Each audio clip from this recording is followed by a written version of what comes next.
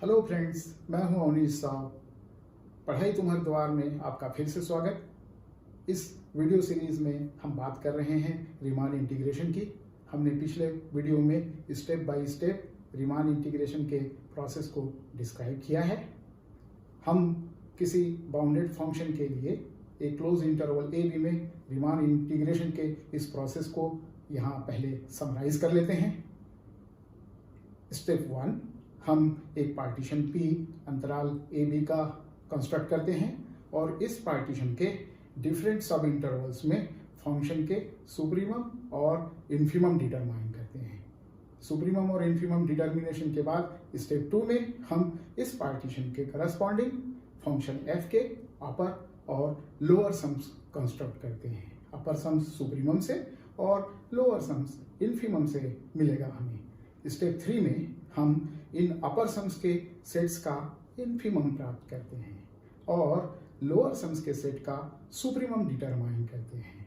यहाँ ये भी हम याद दिला दें कि चूंकि सारे अपर सेट्स के समुच्चय और सारे लोअर सेट्स के समुच्चय बाउंडेड होते हैं, इसलिए ये इन्फीमम और सुप्रीमम जरूर एग्जिस्ट करेंगे। अगर अपर इंटीग्रल और लोअर इंटीग्रल हमें मिल गए तो इनकी इक्वालिटी फंक्शन f के रीमान इंटीग्रेबिलिटी को इस्टेब्लिश कर देगी और इनकी जो कॉमन वैल्यू है वही फंक्शन f का इंटरवल ए बी में रीमान इंटीग्रेबल होगी। इस फैक्ट को हमने एक एग्जाम्पल और एक काउंटर एग्जाम्पल से वेरीफाई किया है। इस पूरे प्रोसेस में हमने ये देखा कि हमें एक बाउंडेड फंक्शन के इन्फीमम और सुप्रीमम का, एक बाउंडेड सेट के इन्फीमम और सुप्रीमम का डिटर्मिनेशन भली भांति आना चाहिए। और यदि ये सुप्रीमम और इन्फीमम हम जानना चाहते हैं कि किस तरीके से डिटरमाइन करें, तो इसके लिए आइए कुछ बाउंडेड सेट्स पर हम विचार करते हैं। यहाँ देखिए, ये पहला सेट है S1 जिसके मेंबर्स हैं 1 2 3 4 5। आप देखिए इसके मेंबर्स 1 से शुरू होकर 5 तक हैं। ये सेट बाउंडेड है। क्यों बाउंडेड है? क्योंकि इसके सारे मेंबर्स एक संख्या उदाहरण के लिए 10 से छोटे हैं और एक संख्या उदाहरण के लिए 0 से बड़े हैं। यदि किसी सेट के सारे एलिमेंट्स दो नंबर्स के बीच हों, स्मॉल के और कैपिटल के, तो वह सेट बाउंडेड होता है। यहाँ चूंकि इस सेट के सारे एलिमेंट्स दो नंबर से के बीच हैं, ये सेट बाउंडेड होगा। यहाँ चूंकि इसके सारे मेंबर्स 10 से छोटे हैं, 10 इसका एक अपर बाउंड होगा। 10 ही क्यों, 6 भी इसका एक अपर बाउंड है क्योंकि सारे मेंबर्स इसके 6 से छोटे हैं। 6 ही क्यों, इसके सारे मेंबर 5.1 से भी छोटे हैं, तो 5.1 भी इसका एक अपर बाउंड है। यानी इसके बहुत सारे अपर बाउंड्स मिल रहे हैं। इनमें सबसे छोटा लोअर अपर बाउंड हमें डिटरमाइन करना है। लिस्ट अपर बाउंड को देखिए कि इन सभी अपर बाउंड्स में सबसे छोटा अपर बाउंड 5 है। 5 क्यों सबसे छोटा अपर बाउंड है? पहले देखिए कि 5 एक अपर बाउंड है। सारे मेंबर्स 5 से छोटे हैं, 1 2 3 4 5। इस सेट के सारे एलिमेंट्स 5 से छोटे हैं। साथ ही 5 से छोटी कोई भी संख्या 5 माइनस एप्सिलॉन, एग्जाम्पल के तौर पर अगर हम एप्सिलॉन की वैल्यू 0.1 रखें तो 5 माइनस एप्सिलॉन यानी 4.9 इस सेट का अपर बाउंड नहीं हो सकता। क्यों अपर बाउंड नहीं है? क्योंकि 4.9 से सारे एलिमेंट्स इसके छोटे नहीं हैं। इसमें एक एलिमेंट 5 ऐसा है जो 4.9 से बड़ा है, यानी 4.9 इसका अपर बाउंड नहीं हो सकता। यानी 5 से छोटी कोई भी संख्या इसकी अपर बाउंड नहीं हो सकती और इसलिए 5 इसका सबसे छोटा अपर बाउंड है, लिस्ट अपर बाउंड है, जिसे हम सुप्रीमम भी कहते हैं। तो सुप्रीमम हमने निकाल लिया। इन्फीमम को भी देख लेते हैं। चूंकि इस सेट के सारे मेंबर 0 से बड़े हैं, 0 इसका एक लोअर बाउंड है। इस सेट के सारे मेंबर 0.1 से भी बड़े हैं, इसलिए 0.1 भी इसका एक लोअर बाउंड हुआ। इस सेट के सारे एलिमेंट्स 0.9 से भी बड़े हैं, तो 0.9 भी इसका एक लोअर बाउंड हुआ। यानी इसके बहुत सारे लोअर बाउंड्स हम प्राप्त कर ले रहे हैं। इनमें जो सबसे बड़ा लोअर बाउंड है वो डिटरमाइन करें। आप देखिए यहाँ 1 सबसे बड़ा लोअर बाउंड है। चेक करिए पहले 1 लोअर बाउंड है या नहीं। 1 इसलिए लोअर बाउंड है क्योंकि सेट के सारे एलिमेंट्स 1 से बड़े या बराबर हैं। 1 2 3 4 5 सभी 1 से बड़े हैं। दूसरा, 1 से बड़ी कोई भी संख्या 1 प्लस एप्सिलॉन इसका लोअर बाउंड नहीं हो सकती। क्यों नहीं हो सकती? यदि हमने एप्सिलॉन की वैल्यू 0.1 रखी तो 1.1 1 प्लस एप्सिलॉन की वैल्यू होगी और 1.1 इसके एक लोअर बाउंड नहीं है। क्यों नहीं है? क्योंकि 1.1 से इसके सारे मेंबर्स बड़े नहीं हैं। You find A member 1 in this set S1 जो इस 1 प्लस एप्सिलॉन यानी 1.1 से छोटा है। इसका मतलब यह है कि 1 से बड़ी कोई संख्या नहीं हो सकती, यानी इस सेट का सबसे बड़ा लोअर बाउंड 1 है और सबसे बड़ा लोअर बाउंड ही सेट का इन्फीमम होता है। तो हमने इस समुच्चय का, इस सेट का S1 का लिस्ट अपर बाउंड, सुप्रीमम और ग्रेटेस्ट लोअर बाउंड, इन्फीमम दोनों डिटरमाइन कर लिया। कितना सिंपल था ना। परंतु ये याद रखिए, ये तो एक फाइनाइट सेट है और चूंकि फाइनाइट सेट में मैक्सिमम और मिनिमम एलिमेंट हम आसानी से प्राप्त कर सकते हैं, इसलिए इसका जो मैक्सिमम एलिमेंट 5 है वही सुप्रीमम है और मिनिमम एलिमेंट 1 है वही इसका इन्फीमम है। तो किसी फाइनाइट सेट में सुप्रीमम और इन्फीमम आसानी से उसके मैक्सिमम और मिनिमम एलिमेंट से डिटरमाइंड हो जाएंगे।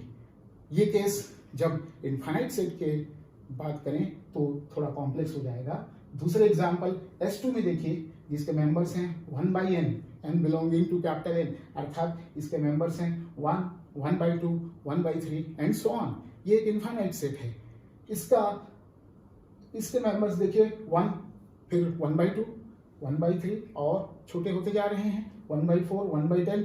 जैसे जैसे हम आगे के मेंबर्स लेते जा रहे हैं ये छोटे होते जा रहे हैं, यानी इस सेट के सारे मेंबर्स 1 से छोटे या बराबर हैं। 1 इसका एक एलिमेंट भी है, 1 इसका मैक्सिमम एलिमेंट है। तो जैसे ये मैक्सिमम एलिमेंट हुआ यानी ये सुप्रीमम होगा सेट का। अब बात हम इसके इन्फीमम की करते हैं। चूंकि इसके मेंबर्स लगातार छोटे होते जा रहे हैं 1/2, 1/3, 1/10 यानी 0.1, 1/100, 0.01, 1/1000, 0.001, यानी इसका हम मिनिमम एलिमेंट नहीं प्राप्त कर पाएंगे। इस स्थिति में इसका इन्फीमम गेस करें क्या होगा। तो इसके लिए हम ये देखें कि इस सेट के मेंबर्स 1/n के लिमिटिंग वैल्यू क्या है, ये किस नंबर की ओर अप्रोच कर रहे हैं। तो हम देखते हैं कि 1/10 यानी 0.1, 1/100 यानी 0.01, जैसे जैसे हम इनको आगे के वैल्यूज देते जा रहे हैं ये सेट के मेंबर्स कम होते जा रहे हैं और 0 इसकी लिमिटिंग वैल्यू है। आप चेक करिए कि 0 क्या इसका इन्फीमम है। देखिए 0 से सारे एलिमेंट इसके बड़े हैं इस सेट के, इसलिए 0 इसका लोअर बाउंड है।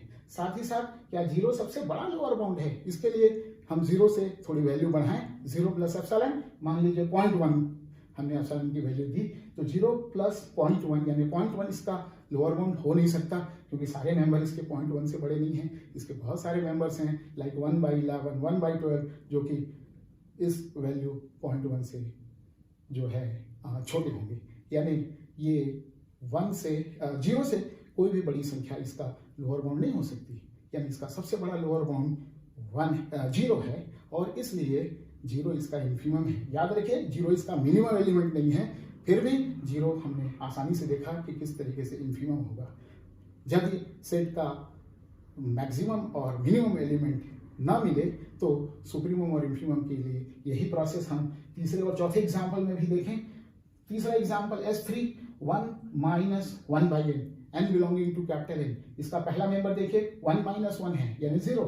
दूसरा मेंबर 1 माइनस 1/2 यानी 0.5। तीसरा मेंबर 1 माइनस 1/3, 1/3 छोटे होते जा रहे हैं, 1 से उनको हम घटा रहे हैं, यानी इसके मेंबर्स लगातार बड़े होते जा रहे हैं। 1 माइनस 1 यानी 0, 1 माइनस 1/2 और बड़ा, 1 माइनस 1/3 और बड़ा, और इस तरीके से जैसे जैसे हम n के मान वैल्यूज बढ़ाते जा रहे हैं इस सेट के मेंबर्स बड़े होते जा रहे हैं।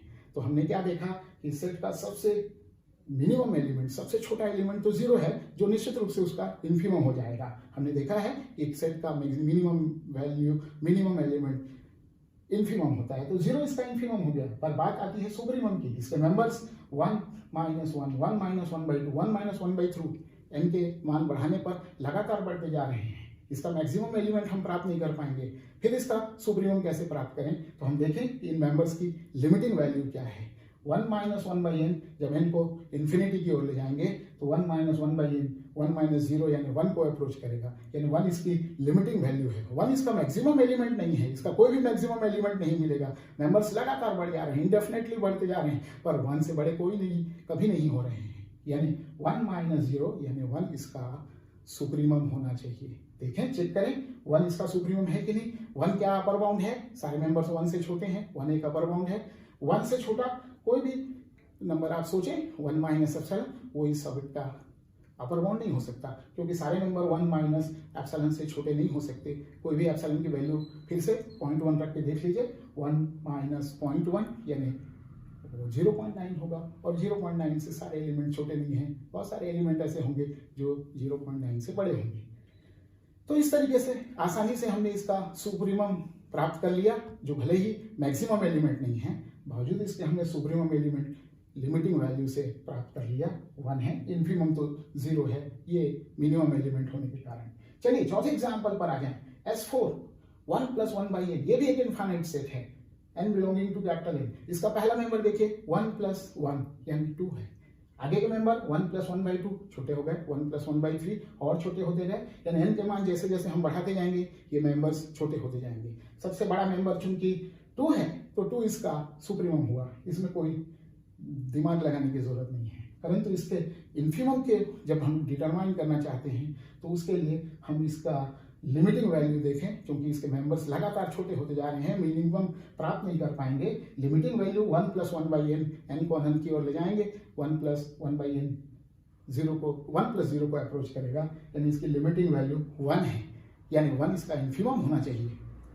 1 इन्फीमम क्यों है, क्योंकि 1 पहला लोअर बाउंड है, सारे मेंबर 1 से बड़े हैं। देख रहे हैं हम इस सेट के सारे मेंबर 1 + 1, 1 + 1/2, 1 + 1/3 सभी 1 से बड़े हैं, तो 1 इसका लोअर बाउंड है। 1 क्या सबसे बड़ा लोअर बाउंड है, तो चेक करें 1 से बड़ी कोई भी संख्या ले लीजिए, 1 + एप्सिलॉन वो इसका लोअर बाउंड नहीं हो सकता। क्यों, क्योंकि उस स्थिति में सारे मेंबर 1 + एप्सिलॉन से बड़े नहीं होंगे, जैसा आपने पिछले एग्जाम्पल में चेक किया था, आप आसानी से चेक कर सकते हैं। तो कहने का मतलब यह है कि इसका जो इन्फीमम है, जो मिनिमम एलिमेंट नहीं है परंतु लिमिटिंग वैल्यू के कारण इसका इन्फीमम हमें मिल गया 1। तो इस सेट का भी चूंकि ये भी इनफाइनाइट सेट था, ये भी हमने देख लिया कि इसका इन्फीमम हम किस तरीके से प्राप्त कर पा रहे हैं, यानी सुप्रीमम और इन्फीमम। यदि सेट फाइनाइट है तब तो आसानी से मैक्सिमम और मिनिमम एलिमेंट से मिल जाएगा, और अगर सेट इनफाइनाइट है, बाउंडेड है, इनफाइनाइट है, तो उस केस में लिमिटिंग वैल्यू से हम इन्फीमम और सुप्रीमम का निर्धारण करेंगे। अंतिम 2 एग्जाम्पल देखिए जो ज़्यादा हम उपयोग करते हैं, ये दोनों इंटरवल, पहला ओपन इंटरवल ए बी और दूसरा क्लोज्ड इंटरवल ए बी, जो हमने अंतिम 2 एग्जाम्पल सेट के रखे हैं, ये भी बाउंडेड सेट हैं। ध्यान दीजिए इन सेट के दोनों सेट्स के दोनों इंटरवल्स के सारे मेंबर्स ए और बी के बीच हैं। पहला ओपन इंटरवल, इसमें सुप्रीमम बी और इन्फीमम ए इंटरवल का मेंबर नहीं है, इसलिए ये सेट का मैक्सिमम और मिनिमम एलिमेंट नहीं है। ये बी सुप्रीमम है पर मैक्सिमम एलिमेंट नहीं है, ए इन्फीमम है पर मिनिमम एलिमेंट नहीं है। अंतिम example close interval a b की जहां तक बात है, उसमें सुप्रीमम भी है, इन्फीमम ए है, दोनों सेट के मेंबर्स भी हैं। क्लोज इंटरवल ए बी होने के कारण इसके एंड पॉइंट्स इंटरवल को बिलोंग करेंगे, और इसलिए इसका सुप्रीमम बी मैक्सिमम एलिमेंट भी है, इसका इन्फीमम ए मिनिमम एलिमेंट भी है। तो ये बात आप अच्छे से समझ गए होंगे कि किसी सेट का अगर मैक्सिमम और मिनिमम एलिमेंट एग्जिस्ट कर रहा है तो वही सुप्रीमम और इन्फीमम होंगे, परंतु अगर सेट के मैक्सिमम और मिनिमम एग्जिस्ट ना करते हों मेंबर्स, तो उस केस में सुप्रीमम और इन्फीमम इन एग्जाम्पल्स के द्वारा हम किस तरीके से डिटरमाइन करेंगे आप समझ चुके होंगे। और सुप्रीमम और इन्फीमम के इस कॉन्सेप्ट को इस चैप्टर में, इस रीमान इंटीग्रेशन के कंस्ट्रक्शन में हम आगे भी बहुत बार उपयोग करेंगे, बहुत सारे थ्योरम्स में उपयोग करेंगे, इसलिए इस बात को समझना बहुत ज़रूरी है। इस वीडियो से पहले वीडियो में हमने 2 जो एग्जाम्पल्स लिए थे उसमें भी सुप्रीमम और इन्फीमम डिटरमाइन किए थे। यहाँ हम कुछ और एग्जाम्पल्स ले रहे हैं। अगर ये सुप्रीमम और इन्फीमम निकालना हम किसी सेट्स के लिए जानते हैं तो आसानी से इन एग्जाम्पल्स को हम सॉल्व कर सकते हैं। चलिए हम इस वीडियो में आगे देखते हैं एग्जाम्पल्स को हल करके। पिछले वीडियो में हमने रीमान इंटीग्रेशन पर 2 एग्जाम्पल्स लिए थे और उन्हें हल किया था। इस वीडियो में हम 2 और एग्जाम्पल्स ले रहे हैं, और इन 4 एग्जाम्पल्स के बाद आपको एक बहुत अच्छा आइडिया हो जाएगा कि कैसे रीमान इंटीग्रेबिलिटी के इन सवालों को आसानी से आप हल कर पाएँ। चलिए इस एग्जाम्पल को देखें। एक फंक्शन लिया है हमने f(x) is equal to x, जो कि परिभाषित है एक इंटरवल 0k में। हमें दिखाना है कि यह फंक्शन रीमान इंटीग्रेबल है और इस फंक्शन का इंटीग्रल ओवर 0k भी ज्ञात करना है। चलिए इसके लिए वही मेथड हम फिर से अपनाएं। हम स्टार्ट करें एक पार्टीशन P से, जो कि यहाँ इंटरवल 0k का लेना होगा। पार्टीशन का पहला पॉइंट x0 0 पर, x1 x2 x3 बढ़ते क्रम में, xn-1 और अंतिम बिंदु xn k पर लीजिए। पिछले उदाहरणों में पार्टीशन के इन बिंदुओं को हमने आर्बिट्ररली चूज़ किया था, क्योंकि सभी सब इंटरवल्स में फंक्शन के वैल्यूज़ समान थे। अतः सुप्रीमम और इन्फीमम इन सब इंटरवल्स में हम आसानी से तब भी प्राप्त कर पाए जब इन बिंदुओं को, इन पॉइंट्स को, पार्टीशनिंग पॉइंट्स को हमने आर्बिट्ररली चूज़ कर लिया। परंतु यहाँ पर फंक्शन के वैल्यूज़ कांस्टेंट नहीं हैं। फंक्शन x के साथ बदल रहा है और इसलिए हमें इन पार्टीशनिंग पॉइंट्स को लोकेट करना आवश्यक है। और इसका एक आसान तरीका है कि हम इन पार्टीशनिंग पॉइंट्स को, इन विभाजित करने वाले बिंदुओं को इक्वल डिस्टेंस पर चूज़ कर लें। चूँकि पूरे अंतराल 0k की लंबाई k है, अगर हम इसको n बराबर भागों में बांटें तो प्रत्येक भाग की लंबाई k/n होगी। और यह पार्टीशन P जो हमने यहाँ पर लिया है, यदि यह इस अंतराल को n बराबर भागों में बांटता है, यानी प्रत्येक सब इंटरवल्स की लंबाई यदि k/n हो, तो पहला बिंदु जो x0 है, अगर वो 0 पर ले रहे हैं तो अगला बिंदु k/n डिस्टेंस पर, यानी 0 + k/n पर होगा। यानी x1 को हमें लेना होगा 0 + k/n, यानी k/n पर। उसके बाद वाला जो बिंदु है फिर k/n डिस्टेंस पर x1 से, यानी x2 होगा 0 + 2k/n, यानी 2k/n पर। इसी तरीके से x3 होगा 3k/n पर, xi पॉइंट होगा ik/n पर, और अंतिम बिंदु xn जो होगा वो nk/n यानी k पर। तो इस तरीके से हमने पार्टीशन ऐसा बनाया है कि प्रत्येक पार्टीशनिंग पॉइंट्स कहाँ पर स्थित है हमने प्राप्त कर लिया।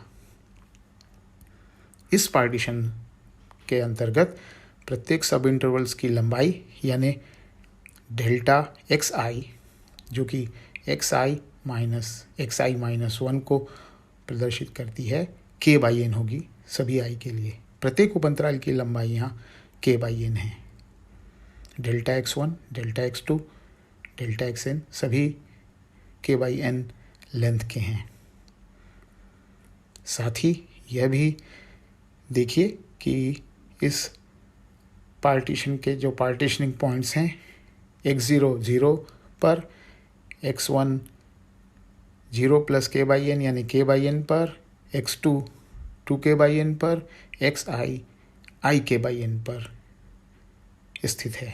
यानी इस पार्टीशन के पॉइंट्स व्यापक रूप से xi = ik/n, जहाँ i 1 2 3 अप टू n तक लिए गए हैं। 0 भी 0 1 2 3 up to n। Partitions construction के बाद हम डिफरेंट सब इंटरवल्स में दिए गए फंक्शन के बाउंड्स यानी सुप्रीमम और इन्फीमम का निर्धारण करेंगे। पहले सुप्रीमम देखिए। आईवें सब इंटरवल यानी xi-1 से xi में फंक्शन के सुप्रीमम को हम कैपिटल Mi से प्रदर्शित कर रहे हैं। यानी कैपिटल Mi है सुप्रीमम ऑफ f(x), जहाँ x xi-1 और एक्स आई के बीच है। फंक्शन के मान रखिए, F X is given X, so capital M I is supremum of X when X lies between X I minus one and X I. यहाँ देखिए कि फलन F X is equal to X monotonic increasing है। इसका मान इस सब intervals में एक्स आई माइनस वन पर सबसे कम और एक्स आई पर सबसे अधिक है, यानी एक्स आई पर इसका मैक्सिमम वैल्यू मिल रहा है और इसलिए यही एक्स आई पर जो फलन का मान होगा वो इस फलन का सुप्रीमम मान होगा, यानी कैपिटल एम आई होगी, कैपिटल एम आई की वैल्यू होगी एक्स आई पर, यानी एफ एक्स का मान जब एक्स बराबर एक्स आई है और इसलिए ये प्राप्त हुआ हमें एक्स आई। और एक्स आई हमने पहले ही लोकेट कर रखा है आई के बाई एन पर, तो कैपिटल एम आई का मान हमें मिल गया आई के बाई एन।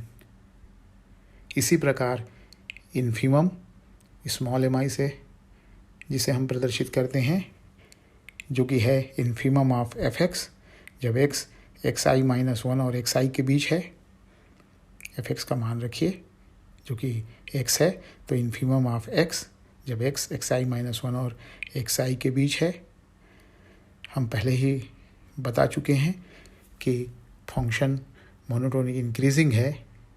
इस ith सब इंटरवल में इसका मिनिमम मान एक्स आई माइनस वन पर होगा और यही मिनिमम वैल्यू जो है इन्फीमम वैल्यू भी होगी। तो यह वैल्यू स्मॉल एम आई यानी फंक्शन की इन्फीमम वैल्यू इस ith सब इंटरवल में होगी एक्स आई माइनस वन पर, और इसलिए एम आई बराबर एक्स आई माइनस वन, और x I minus one I minus one times के बाई एन पर स्थित है।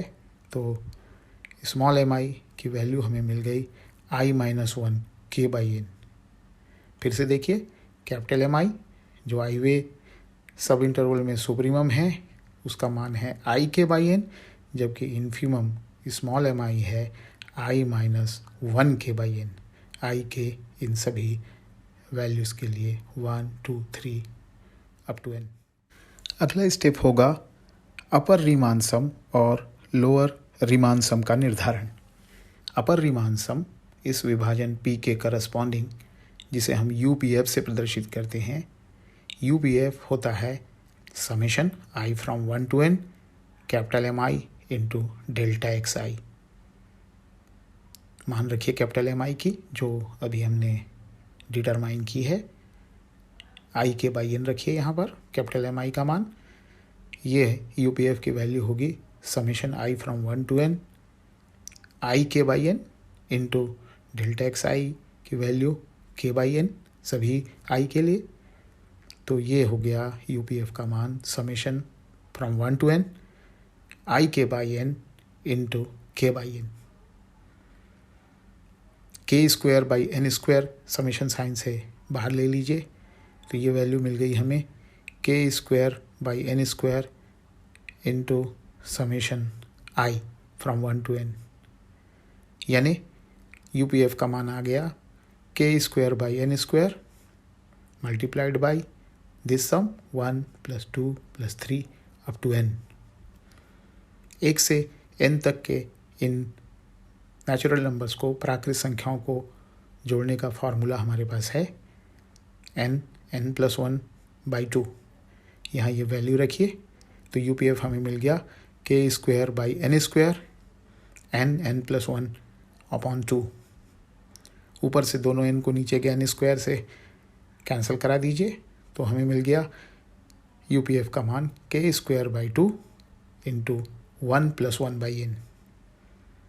इसको इस रूप में लिखने का क्या औचित्य है, थोड़ा हम आगे देखें। UPF के मान के बाद लोअर रीमान सम LPF को भी डिटरमाइन कर लें।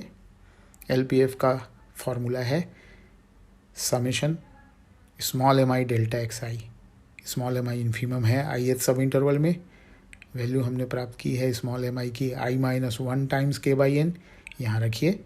तो LPF की वैल्यू हमें मिल गई summation i from 1 to n i minus 1 times k/n, और डेल्टा xi की भी वैल्यू रख दीजिए k/n।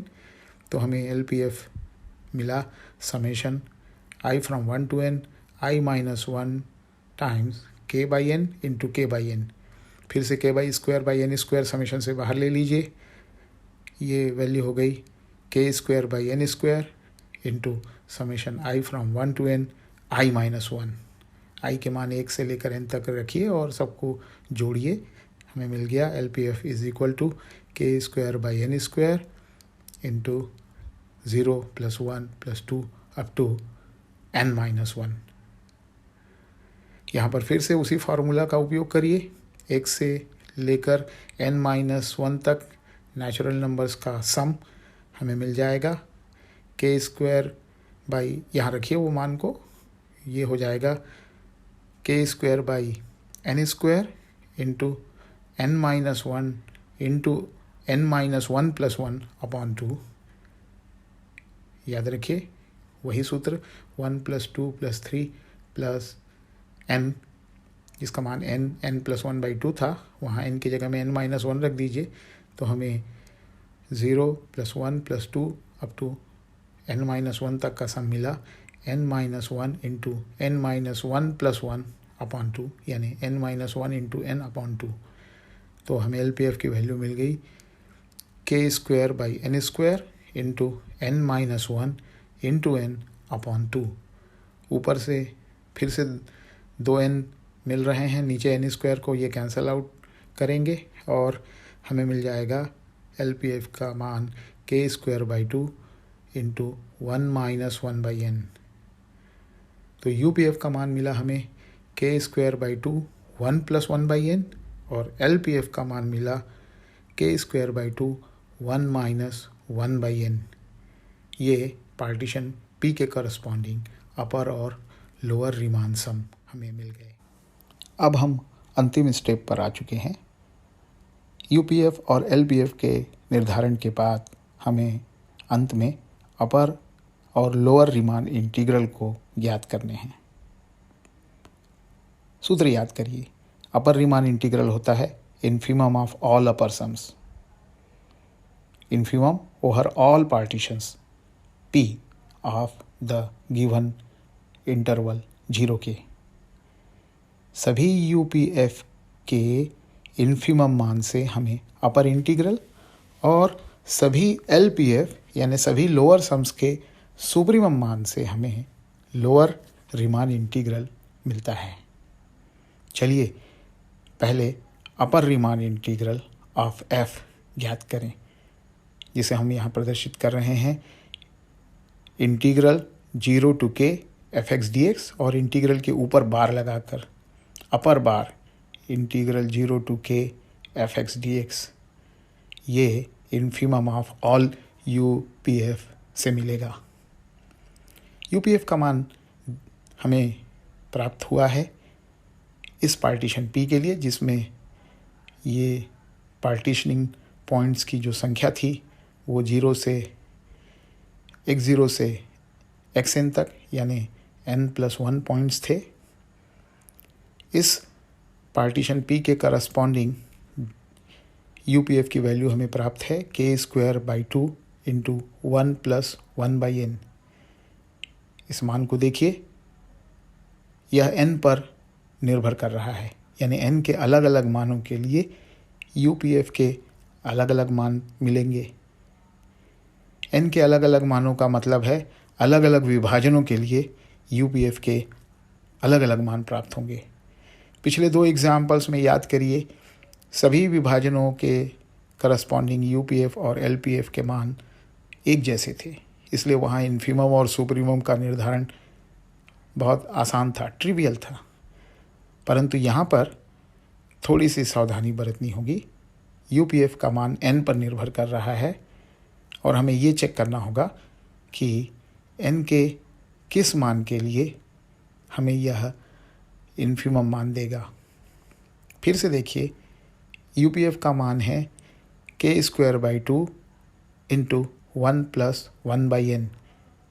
चूँकि n डिनोमिनेटर में है, इसलिए जैसे जैसे n का मान हम बढ़ाएंगे ये मान कम होता जाएगा, यानी UPF के वैल्यूज़ n के बढ़ने के साथ कम होंगे। UPF इंक्रीजेस एज माफ़ कीजिए UPF decreases as n increases, यानी जब हम n को अनंत की ओर ले जाएं, लिमिटिंग वैल्यू अगर हम लें as n tends to infinity, ये जो UPF है अपने इन्फिमम मान को अप्रोच करेगा। ये ट्रिक हमेशा आप फॉलो करेंगे तो ये हो जाएगा UPF यानी k²/2 इंटू 1 + 1/n का इन्फिमम मान limit n tends to infinity k²/2 into 1 + 1/n। Limit लेने पर 1/n चूँकि 0 की ओर अप्रोच कर रहा है, ये लिमिट मिल गई हमें k²/2 इंटू 1 + 0 यानी k²/2। तो अपर इंटीग्रल की वैल्यू हमें मिल गई k²/2। कुछ ऐसा ही करिए लोअर इंटीग्रल के लिए। Lower Riemann integral 0 to k f(x) dx lower bar is supremum of all LPF। LPF हमारे पास है k²/2 into 1 - 1/n partition P के लिए। तो हमें मिल गया lower integral is equal to supremum overall P of k²/2 into 1 - 1/n। फिर से देखिए LPF का यह मान n पर निर्भर कर रहा है और चूंकि यहाँ पर n with minus sign denominator में है -1/n, तो जैसे जैसे n का मान आप बढ़ाते जाएंगे 1/n कम होता जाएगा और इसलिए -1/n with negative sign -1/n बढ़ता जा रहा है। यानी LPF का मान यह मान k²/2 into 1 - 1/n increases as n increases, और इसलिए सुप्रीमम वैल्यू हमें तब मिलेगी जब हम इसकी लिमिटिंग वैल्यू प्राप्त करें, यानी जब हम इसमें लिमिट ले लें as n tends to infinity, यह सुप्रीमम वैल्यू प्रदान करेगा। यानी हमें मिल गया लोअर इंटीग्रल जो कि सुप्रीमम है सभी LPF का। ये हो गया limit n tends to infinity k²/2 into 1 - 1/n, और 1/n 0 की ओर अप्रोच कर रहा है as n tends to infinity, तो ये वैल्यू हो गई k²/2 इंटू 1 - 0 जो कि फिर से प्राप्त हो गया k²/2। अपर रीमान इंटीग्रल भी k²/2, लोअर रीमान इंटीग्रल भी k²/2 मिल गया हमें। यानी फलन f के लिए दिए गए फंक्शन f(x) = x के लिए इंटरवल 0k में अपर रीमान इंटीग्रल और लोअर रीमान इंटीग्रल दोनों बराबर हैं और k²/2 के वैल्यू के बराबर हैं। जब अपर रीमान इंटीग्रल और लोअर रीमान इंटीग्रल बराबर हों तो रीमान इंटीग्रेबिलिटी के डार्बू के अप्रोच के अनुसार ऐसा फलन f दिए गए इंटरवल में रीमान इंटीग्रेबल होगा। तो ये फंक्शन f 0k में रीमान इंटीग्रेबल हुआ, यानी f belongs to rounded r on 0k, और ये जिस मान के बराबर हुए अपर और लोअर रीमान इंटीग्रल जिस कॉमन वैल्यू के बराबर हुए, यानी k²/2 के बराबर है यहाँ पर, वही इसका दिए गए इंटरवल 0k में रीमान इंटीग्रल हुआ। यानी इस फंक्शन f का Riemann integral over 0k integral 0 to k f(x) dx k² के बराबर है। तो ये हमारा फाइनल आंसर है। अभी जो एग्जाम्पल हमने लिया था f(x) = x, इसकी जगह की क्यों ना एक और उदाहरण भी आप ले लें, इससे आपकी प्रैक्टिस भी हो जाएगी। और ये एग्जाम्पल भी यूनिवर्सिटी एग्ज़ाम्स में अनेकों बार पूछा गया है। इसे आप खुद से करिए। एग्जाम्पल होगा, यदि कोई फलन है f(x) = 3x + 1, जहाँ x बिलोंग करता है इंटरवल क्लोज इंटरवल 1-2 में। f(x) = 3x + 1 for all x in the closed interval 1, 2। तो दिखाना होगा कि यह फलन भी इस अंतराल में रीमान इंटीग्रेबल है और इसके रीमान इंटीग्रल का मान भी ज्ञात कीजिए। आप यह सवाल बिल्कुल सिमिलर मेथड से, जैसा अभी हमने एग्जाम्पल किया, आप खुद से कर सकते हैं। सभी लाइनें बिल्कुल सेम रहेंगे, बस सुप्रीमम और इन्फीमम के निर्धारण में वैल्यूज़ जब परिवर्तन होंगे आप उनको यहाँ करिए। चलिए इसी से मिलता जुलता एक और एग्ज़ाम्पल क्यों न ले लें, एग्ज़ाम्पल 4। और इस एग्ज़ाम्पल के बाद आपकी बहुत अच्छी रीमान इंटीग्रेबिलिटी के उदाहरणों को हल करने की प्रैक्टिस हो जाएगी। यह उदाहरण है function f(x) is equal to x square is Riemann integrable on 0k and the Riemann integral of this function over 0k is k cube by 3। Example 3 के जैसे यहाँ भी हमें इस इंटरवल 0k का पार्टीशन P उसी प्रकार लेना होगा। P is equal to x0 at 0, x1, x2, x3, xn k पर। फिर से यह पार्टीशन ऐसा लीजिए कि यह पूरे इंटरवल 0k को n इक्वल पार्ट्स में डिवाइड करता है। जब ये n इक्वल पार्ट्स में डिवाइड कर रहा है तो प्रत्येक सब इंटरवल्स डेल्टा xi, प्रत्येक सब इंटरवल की लंबाई जो डेल्टा xi है xi माइनस 1 k/n है और xi का मान जैसा हमने पिछले एग्जाम्पल में प्राप्त किया था i k/n। xi is equal to i k/n for different values of i। चलिए हम सुप्रीमम भी देख लें। सुप्रीमम फिर से capital Mi supremum of f(x) when x lies between xi minus 1 and xi, और चूंकि f(x) का मान x स्क्वायर है यानी supremum of x square when x lies between xi minus 1 and xi। x square का supremum मान इस सब इंटरवल में, चूंकि यह भी एक मोनोटोनिक इंक्रीजिंग फंक्शन है, xi माइनस 1 से xi की ओर बढ़ने पर फलन का मान बढ़ता जा रहा है, तो xi पर इसका मैक्सिमम मान यानी सुप्रीमम मान मिलेगा और इसलिए कैपिटल Mi की वैल्यू हो गई xi पर xi स्क्वायर, यानी कैपिटल Mi है हुआ i k/n का स्क्वायर, यानी i square k square by n square. ith subinterval में सुप्रीमम कैपिटल Mi के डिटर्मिनेशन के बाद अब इन्फीमम स्मॉल mi भी निकाल लीजिए। स्मॉल mi यानी infimum of f(x), x lies between xi minus 1 and xi is equal to infimum of x square, x between xi minus 1 and xi।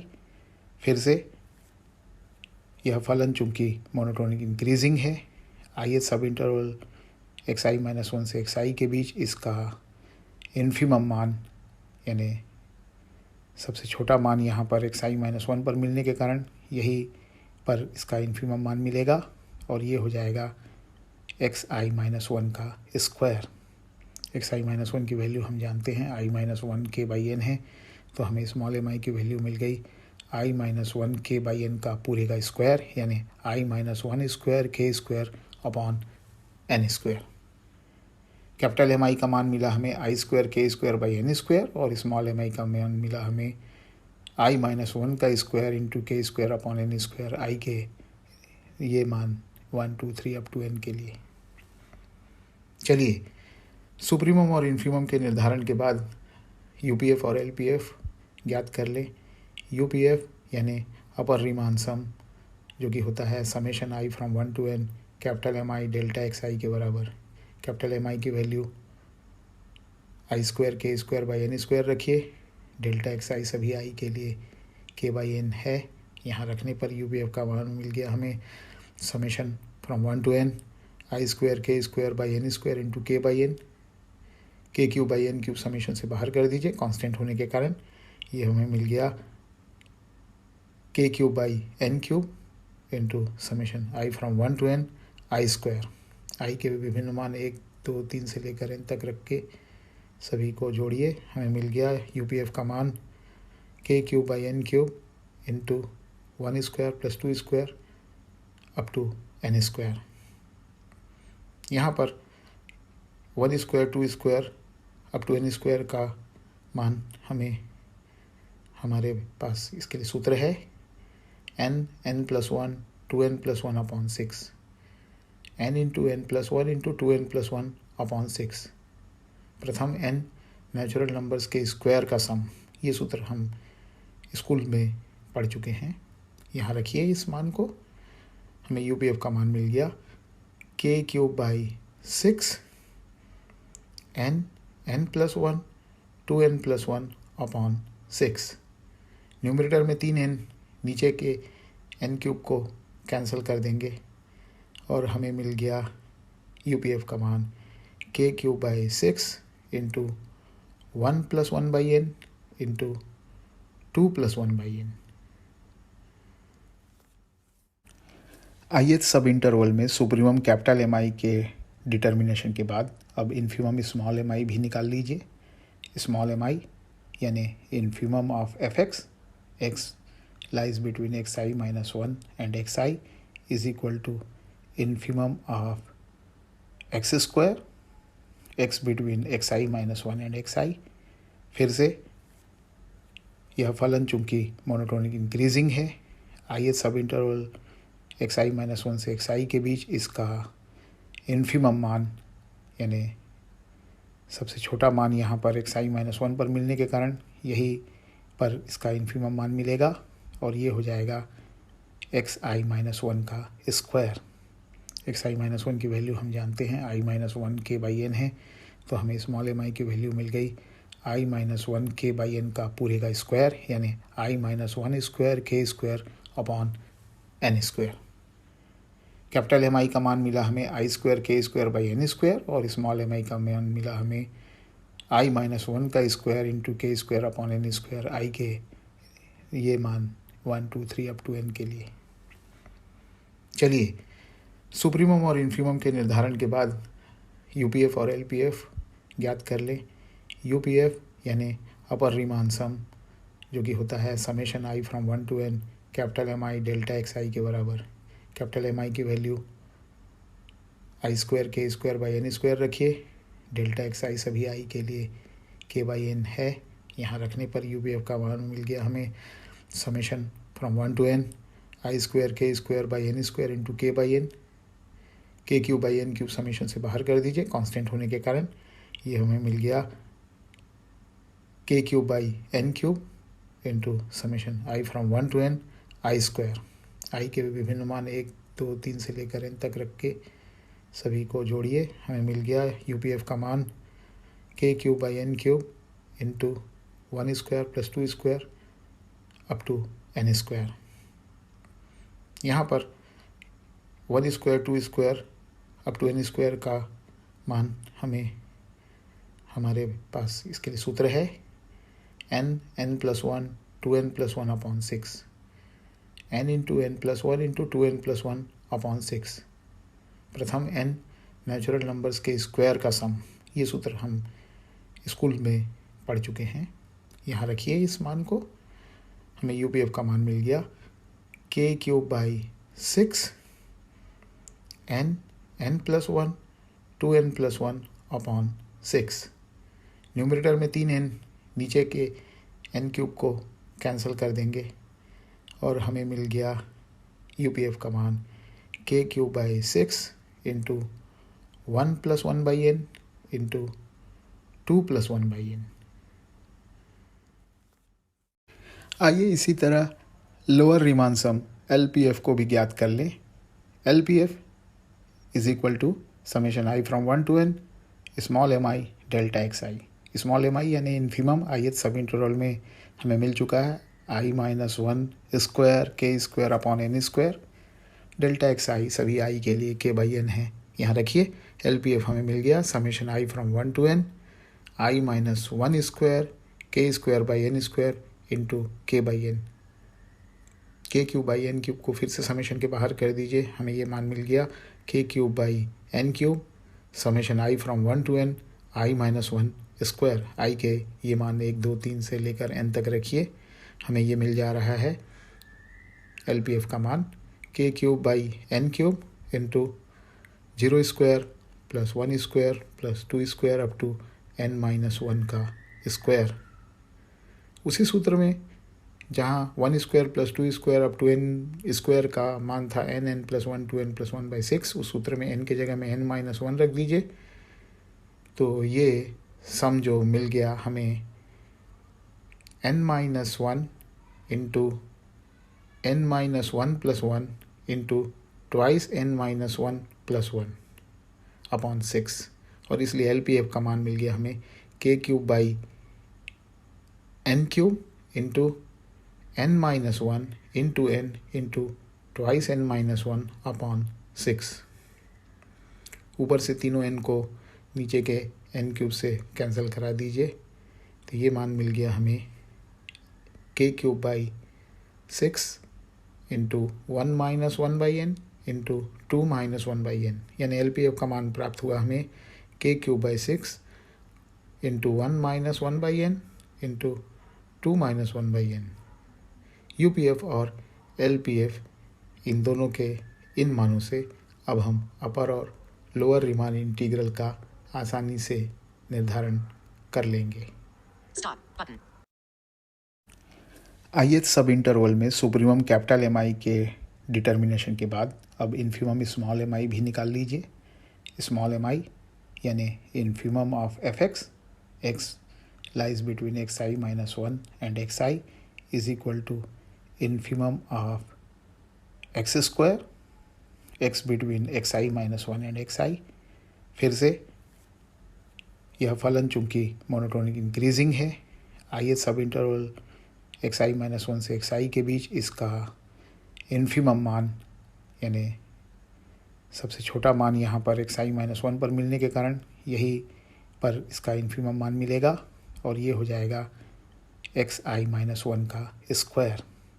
xi minus 1 की value हम जानते हैं i minus 1 k by n है, तो हमें small mi की value मिल गई i minus 1 k by n का पूरे का स्क्वायर, यानी i minus 1 square k square upon n square. Capital MI का मान मिला हमें i square k square by n square, और स्मॉल mi का मान मिला हमें i माइनस 1 का square into k square upon n square. i के ये मान 1 2 3 अप टू n के लिए। चलिए सुप्रीमम और इन्फीमम के निर्धारण के बाद UPF और LPF ज्ञात कर लें। UPF यानी अपर रीमान सम, जो कि होता है summation I from 1 to n capital MI delta xi के बराबर। कैपिटल MI की value i square k square by n square रखिए, डेल्टा xi सभी i के लिए k बाई n है। यहाँ रखने पर UPF का मान मिल गया हमें summation from 1 to n i square k square by n square into k by n, k cube by n cube summation से बाहर कर दीजिए कांस्टेंट होने के कारण, ये हमें मिल गया k cube by n cube into summation i from 1 to n i square. i के विभिन्न मान 1 2 3 से लेकर n तक रख के सभी को जोड़िए, हमें मिल गया UPF का मान k cube by n cube into 1 square plus 2 square up to n square. यहाँ पर 1 square 2 square up to n square का मान हमें हमारे पास इसके लिए सूत्र है n plus 1 2n plus 1 upon 6, n into n plus 1 into 2n plus 1 upon 6। प्रथम n नेचुरल नंबर्स के स्क्वायर का सम, ये सूत्र हम स्कूल में पढ़ चुके हैं। यहाँ रखिए इस मान को, हमें UPF का मान मिल गया k cube by 6 n plus 1 2n plus 1 upon 6। Numerator में 3n, नीचे के n क्यूब को कैंसिल कर देंगे और हमें मिल गया UPF का मान k cube by 6 into 1 plus 1 by n into 2 plus 1 by n. Upper Riemann integral, upper bar integral 0 to k fx dx is equal to infimum of UPF, where infimum is taken over all the partitions P of 0k. UPF का मान हमें मिला हुआ है k cube by 6 into 1 plus 1 by N into 2 plus 1 by n, यानी हमें upper integral मिल गया infimum of k cube by 6 into 1 plus 1 by N into 2 plus 1 by N.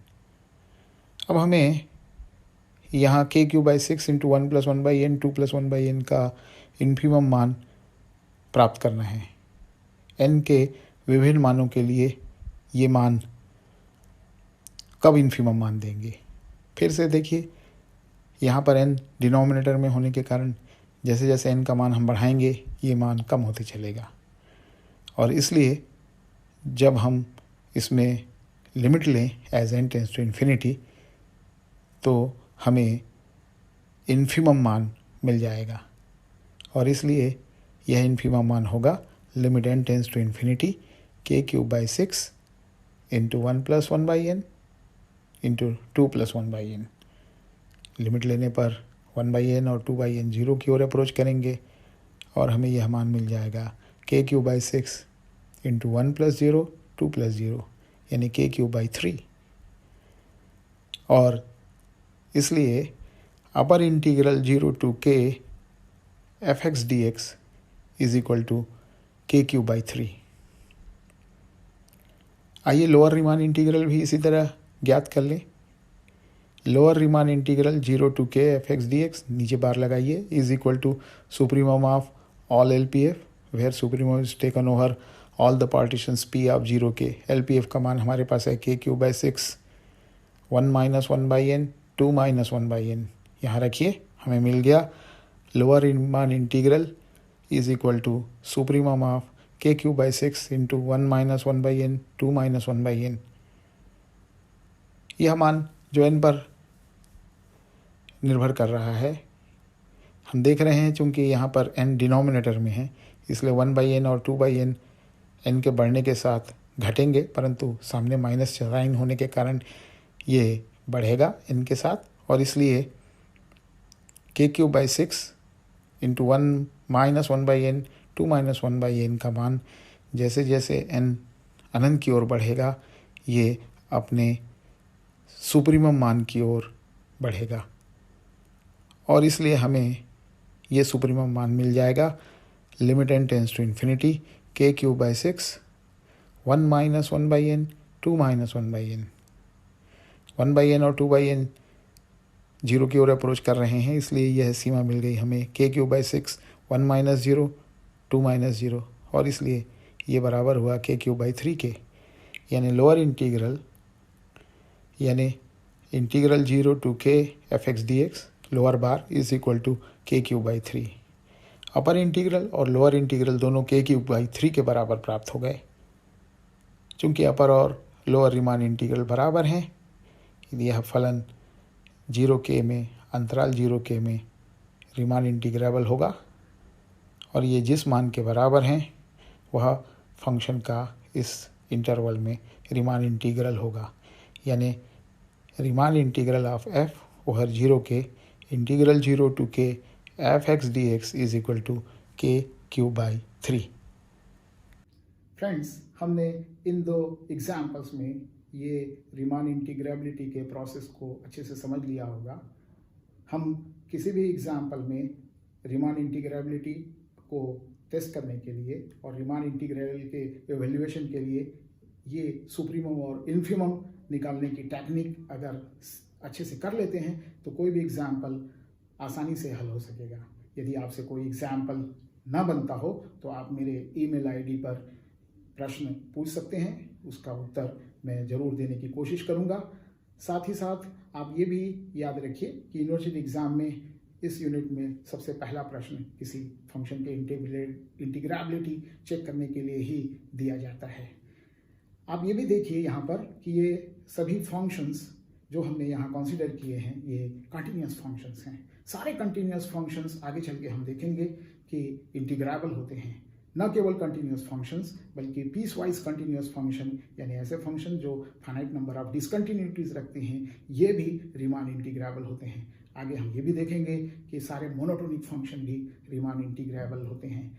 Riemann integrals के बहुत सारे प्रॉपर्टीज़ भी आगे हम पढ़ने वाले हैं, परंतु उसके पहले इन सभी थ्योरम्स को इस्टेब्लिश करने के लिए हमें condition of integrability, necessary and sufficient condition for integrability प्राप्त करनी होगी। इस थ्योरम को, इस इम्पॉर्टेंट थ्योरम को हम अगले वीडियो में जरूर लेंगे। तो कंडीशन ऑफ इंटीग्रेबिलिटी को, थ्योरम को प्रूफ करने के लिए, इसके प्रूफ को विस्तार से देखने के लिए आप हमारी वीडियो सीरीज़ को देखते रहिए। मिलेंगे अगले वीडियो में।